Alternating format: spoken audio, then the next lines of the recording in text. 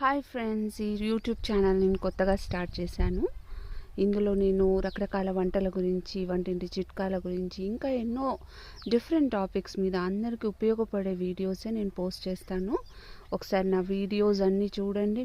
మీకు నచ్చినట్లయితే సబ్స్క్రైబ్ చేయండి, లైక్ చేయండి, అండ్ మీకు తెలిసిన ప్రతి ఒక్కరికి షేర్ చేయండి.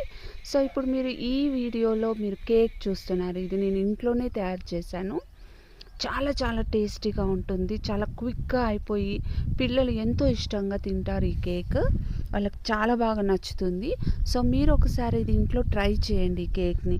సో ఇప్పుడు మీరు చూస్తున్న కేక్ పైన నేను ఓరియో బిస్కెట్స్ని చిన్న చిన్న పీసెస్గా చేసి వేశాను.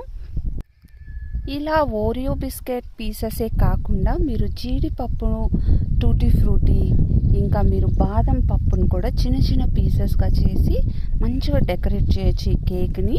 సో మీరు